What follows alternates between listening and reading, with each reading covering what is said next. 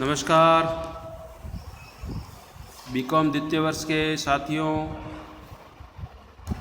अंतर्राष्ट्रीय व्यापार और वित्त के पेपर के आज चौथे लेक्चर में मैं हाजिर हूँ। आज हम पढ़ेंगे balance of trade. Balance of trade यानी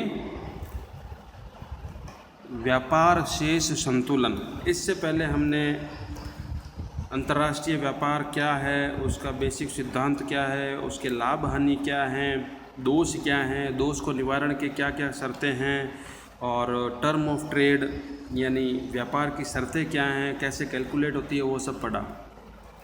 अब इसके कंटिन्यूस में हम पढ़ रहे हैं बैलेंस ऑफ ट्रेड यानी व्यापार शेष संतुलन वो क्या है। तो देखो, सिंपल सा तरीका है व्यापार बैलेंस ऑफ ट्रेड निकालने का। एक देश का दूसरे देश के साथ में जो एक्सपोर्ट और इंपोर्ट यानी आयात और निर्यात होता है, उसका एक वित्तीय वर्ष में जो अंतर है वही क्या कहलाएगा, बैलेंस ऑफ ट्रेड। अब वो बैलेंस ऑफ ट्रेड सकारात्मक भी हो सकता है और वो नकारात्मक भी हो सकता है, यानी पॉजिटिव भी हो सकता है और नेगेटिव भी हो सकता है। पॉजिटिव उस कंडीशन में होगा जब आपका एक्सपोर्ट ज़्यादा है और इंपोर्ट कम है, तब आपका बैलेंस ऑफ ट्रेड पॉजिटिव होगा। और वो नेगेटिव तब होता है जब आपका एक्सपोर्ट कम है और इंपोर्ट ज़्यादा है, यानी माल आप मंगवा ज़्यादा रहे हो तो आपको पेमेंट ज़्यादा करना पड़ेगा। देखिए, परिभाषा में लिखा हुआ है किसी वर्ष विशेष के दौरान एक देश द्वारा विभिन्न देशों से किए गए कुल निर्यात मूल्यों के समग्र योग, यानी क्या कह रहा है, कुल निर्यात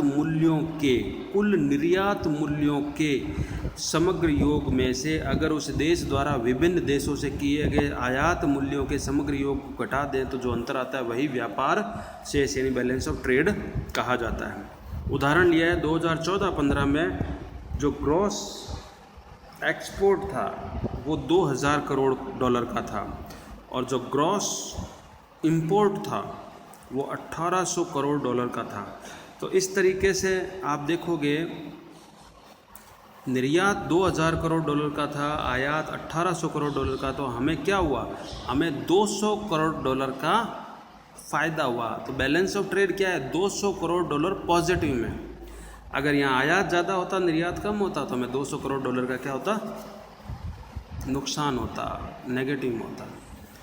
अब इसमें हम देखेंगे कि किन परिस्थितियों में हम कहेंगे कि हमारा बैलेंस ऑफ ट्रेड फेवरेबल है यानी अनुकूल है या प्रतिकूल है।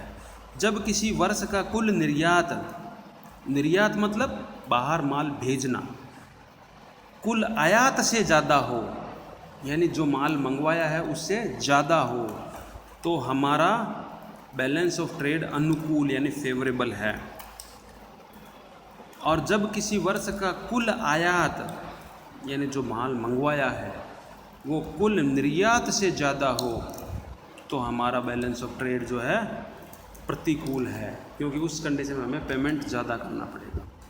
Effects of favourable BOT, balance of trade अगर सकारात्मक है तो उसके क्या प्रभाव होंगे। पहला प्रभाव है growth in foreign exchange reserve, हमारा विदेशी मुद्रा भंडार बढ़ेगा, सही है। दूसरा, tendency of favourable exchange rate, जो मुद्रा विनिमय दर है वो हमारे लिए फेवरेबल रहेगी। तीसरा, improvement in balance of payment situation, finally जो बैलेंस ऑफ पेमेंट है उसकी सिचुएशन जो है वो अच्छी होगी। फिर हेल्प्स इन इकोनॉमिक डेवलपमेंट, आर्थिक विकास में सहायता मिलती है। और इकोनॉमी बिकम स्ट्रॉन्ग, हमारी अर्थव्यवस्था जो है वो मजबूत होती है। Enhance goodwill of country in the foreign, विदेशों में भारत की जो गुडविल यानी छवि है वो बढ़ती है। और strong position in foreign exchange market, विदेशी मुद्रा बाजार में देश की स्थिति मजबूत होती है।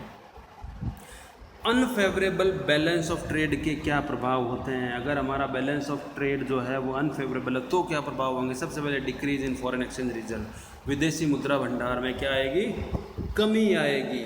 दूसरा, अनफेवरेबल एक्सचेंज रेट यानी विनिमय दर जो है वह अनफेवरेबल रहेगी। Growth of disequilibrium of BOP, balance of payment का जो ग्रोथ है वो असाम्य में रहेगी। हर्डल्स इन इकोनॉमिक ग्रोथ, आर्थिक विकास में बाधाएं आएगी, इकोनॉमी बिकम वीक, अर्थव्यवस्था कमज़ोर होती जाएगी, और फाइनली डिक्रीज इन गुडविल, आपकी छवि में, देश की छवि में कमी होगी। फिर मेजर्स ऑफ करेक्टिंग बीओटी, तो फिर क्या करें हम? निर्यात, एक्सपोर्ट बढ़ाएं, तो क्या मेजर्स, यानी सही कैसे करें इसको? पहला तरीका है एक्सपोर्ट प्रमोशन। आप अपना एक्सपोर्ट बढ़ाओ, जितना निर्यात बढ़ा सकते हो बढ़ाओ। सरकार हर संभव कोशिश करती है कि निर्यात बढ़ा। इंपोर्ट को कंट्रोल करो, बाहर से जो माल आ रहा है उसको नियंत्रित करो, कम से कम करो, विकल्प ढूंढो। डीवैल्यूएशन, अपनी मुद्रा का डीवैल्यूएशन करो। फॉलो ऑफ प्रोटेक्शन पॉलिसी, संरक्षण नीति को फॉलो करो, यानी जो घरेलू उत्पाद हैं, घरेलू कंपनीज हैं, उनका प्रोटेक्शन करो ताकि वो अंतर्राष्ट्रीय व्यापार में टक्कर दे सकें और घरेलू कीमतों की पूर्ति कर सकें, जिससे हम आयात में कमी कर पाएंगे।